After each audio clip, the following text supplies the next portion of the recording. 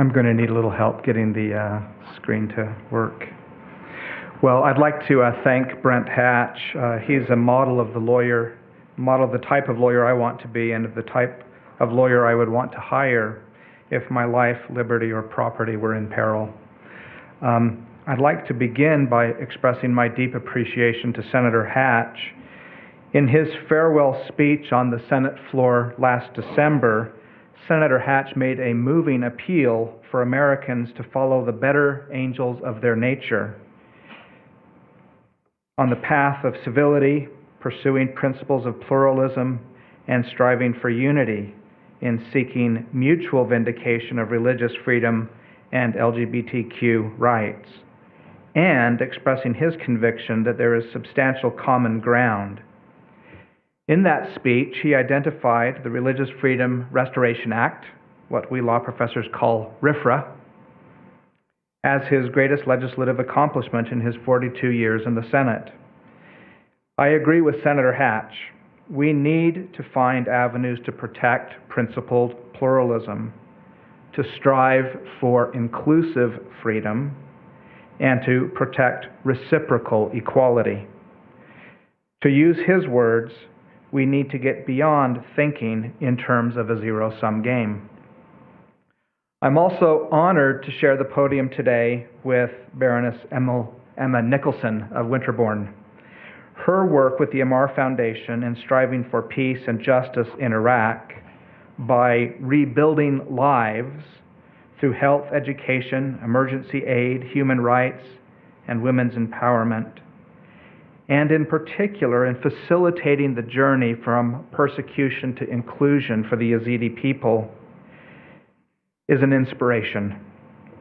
I was with her at a conference she organized in Baghdad in November, as she mentioned, and I am proud to count myself as a junior partner in her work. Thanks also to Leonard Leo of the Federalist Society, a leader in understanding the importance of courts in protecting religious freedom for all. I look forward to hearing from you shortly. Maybe less shortly than others would prefer. When I was 10 years old, around the time Senator Hatch was first elected to the Senate, I received for Christmas a gift that was my most cherished childhood possession, a Swiss Army knife. It had everything: scissors, a nail file, a toothpick, a can opener, a corkscrew, a saw, and several blades. I marveled at its beauty, precision, and usefulness, the many tools that were included in this single, perfectly crafted tool. Today, I'd like to talk about a concept that I have come to see as the Swiss Army knife of human rights and religious freedom. This is the idea: human dignity for everyone, everywhere. This was, in a real sense, the foundational idea that made the International Human Rights Project possible. And it is in a return to this foundational idea that I believe we can address the problems that ail human rights in our time, including freedom of religion and belief. Today, I would like to discuss a major international initiative which culminated in the Punta del Este Declaration on Human Dignity for Everyone, Everywhere, adopted by a distinguished group of scholars, human rights experts, and political leaders in Uruguay in December 2018. December 8th of last year was the 70th anniversary of the United Nations unanimous adoption of the Universal Declaration of Human Rights, the UDHR, on a cold and rainy night in Paris in 1948. For several years, we at the International Center for Law and Religion Studies have been thinking about something meaningful we could do to commemorate this important anniversary, and also something we could do to try to refocus, refresh, and renew human rights discourse, which has become quite politicized, controversial, and divisive in recent years. Last January, Jan Figel, the European Union's Special Envoy for Freedom of Religion and Belief outside the EU visited BYU Law School for 3 days.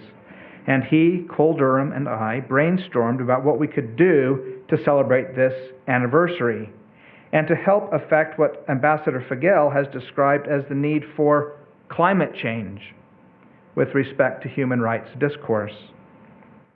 During our discussions, he shared a story that was a turning point in our deliberations.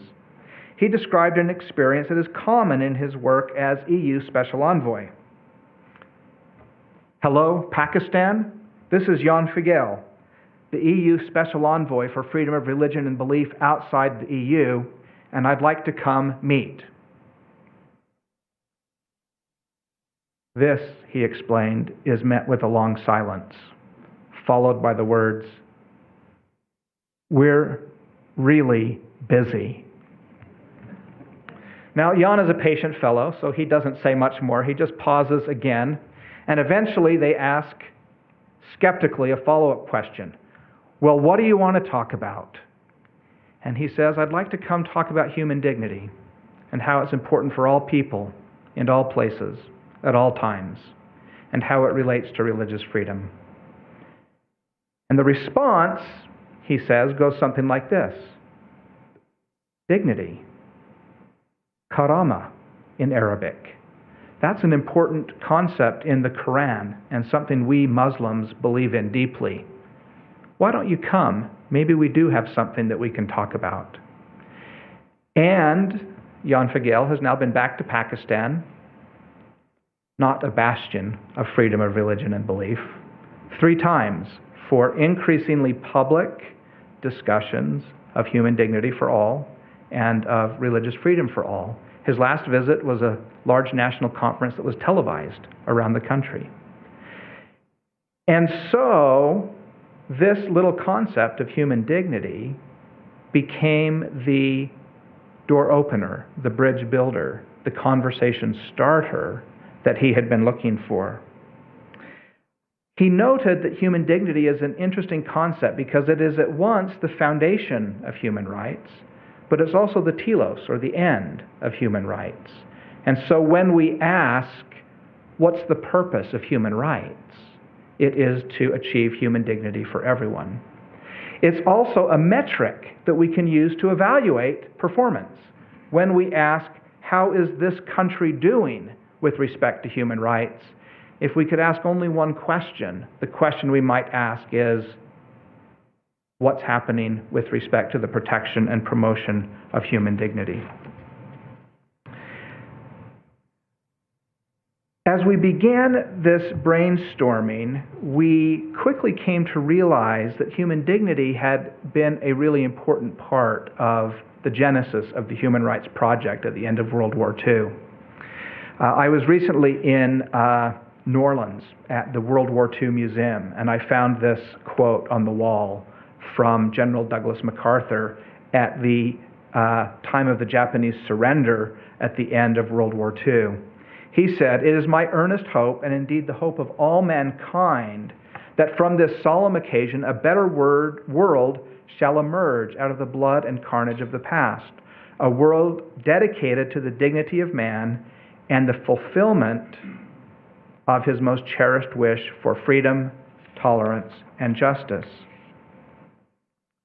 At the end of World War II, it was not the great powers that insisted upon human rights. The USSR was not interested due to its collectivist ideology.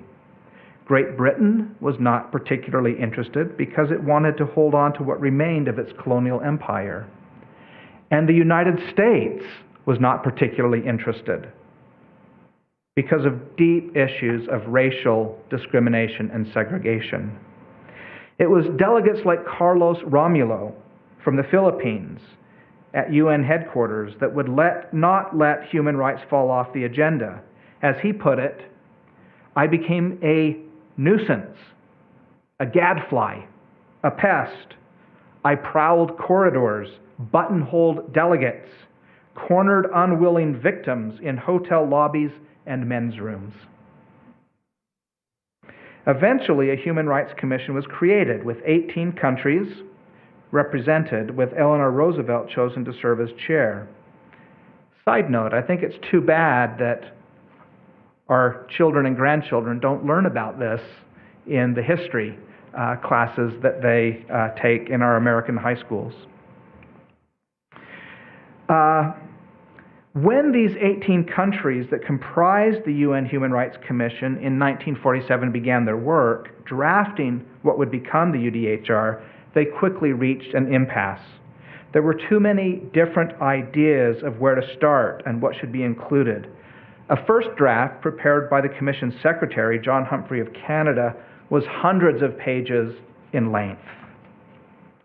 Finally, one of the members of the drafting committee, P.C. Cheng from China, recalled that the concept of human dignity had been mentioned, albeit almost in passing, in the preamble of the United Nations Charter.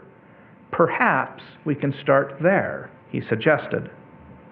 This broke the logjam, and focusing on human dignity helped the process of identifying, specifying, and articulating the 30 brief articles that comprise the final text of the Universal Declaration. The preamble of the UDHR begins with a recognition of the inherent dignity and of the equal and inalienable rights of all members of the human family, and that this is the foundation of freedom, justice, and peace in the world. So there we see human dignity in the first sentence of the preamble. And Article 1 of the Declaration proclaims all human beings are born free and equal in dignity and rights. They are endowed with reason and conscience and should act towards one another in a spirit of brotherhood. And so there again, in the first operative provision, Article 1, we see human dignity.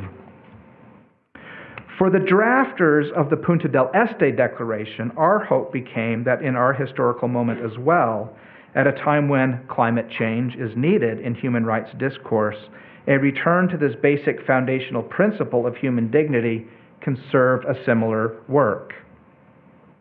Over the year 2018, our center, in partnership with a global group of institutions and scholars, held 4 conferences focusing on human dignity.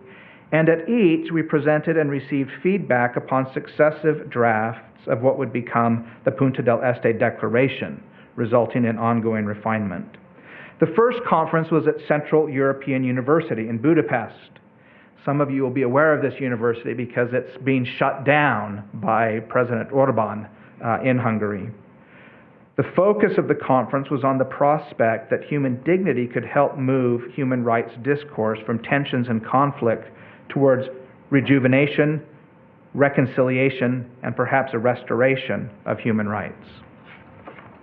In August, during our 3-week Oxford teaching program, we held another conference focusing on the founding figures of human rights, including Eleanor Roosevelt, P.C. Cheng, and Charles Malik.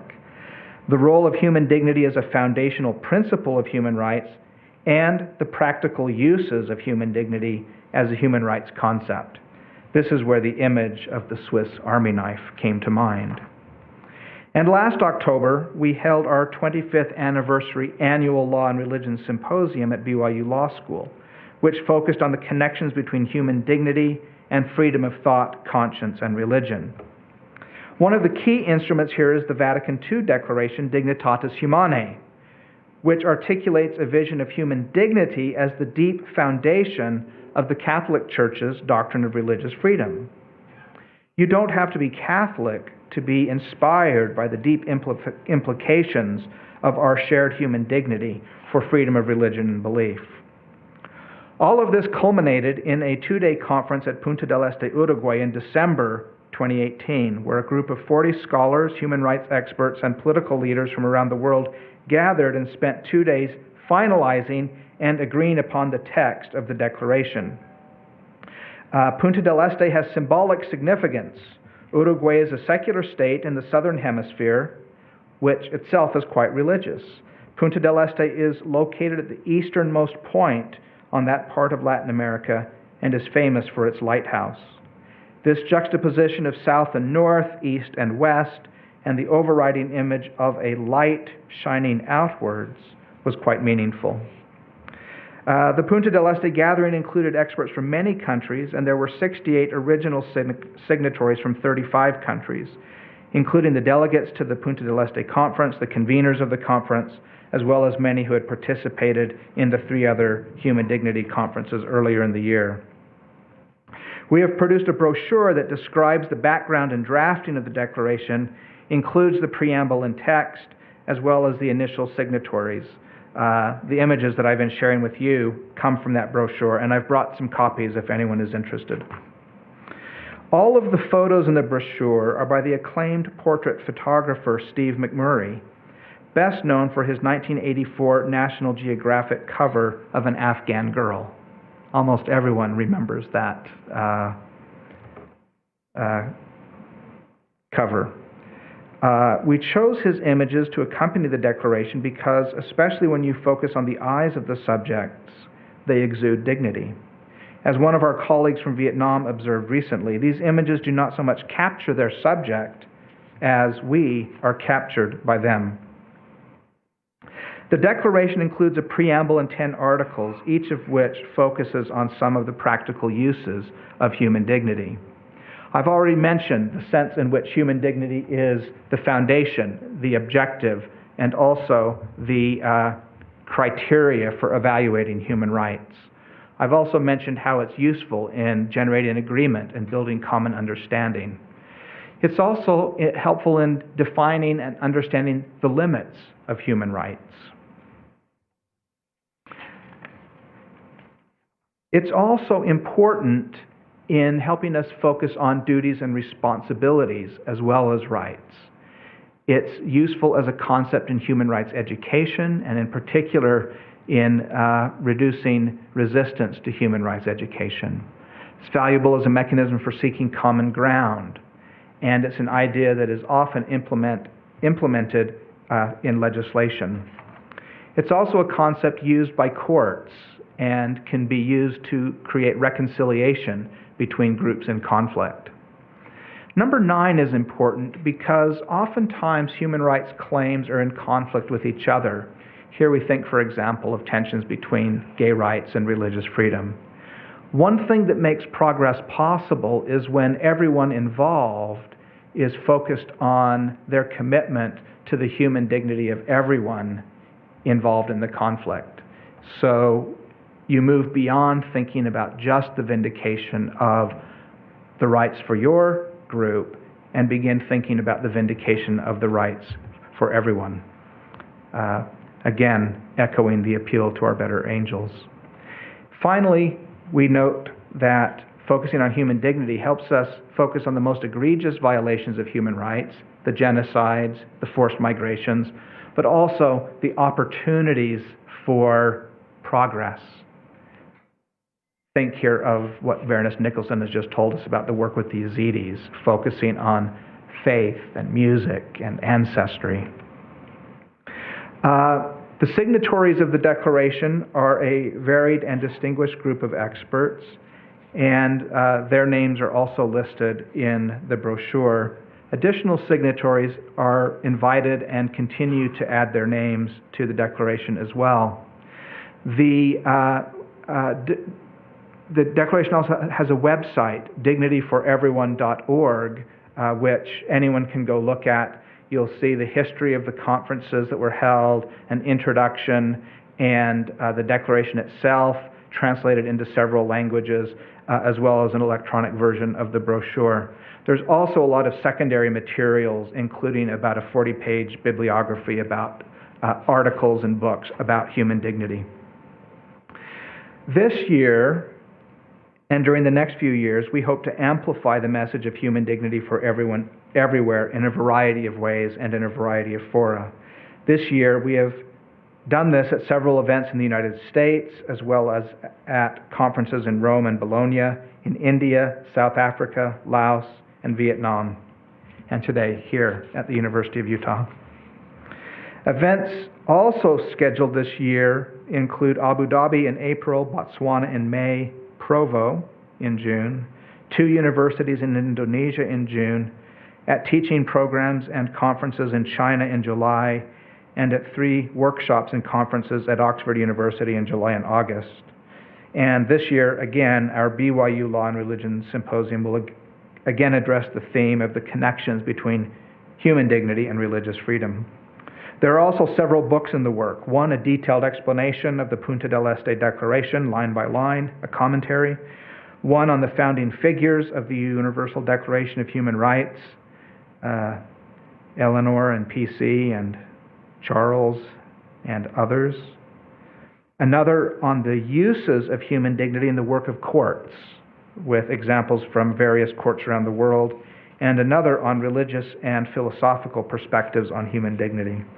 If anyone is interested in any of those topics, please let me know. As Steve McCurry's beautiful photographs remind us, all human beings are endowed by their Creator with inherent and inalienable human dignity. This dignity is the foundation for human rights and one of the most powerful justifications for religious freedom for all. As I conclude, I'd like to share with you why I love this photo.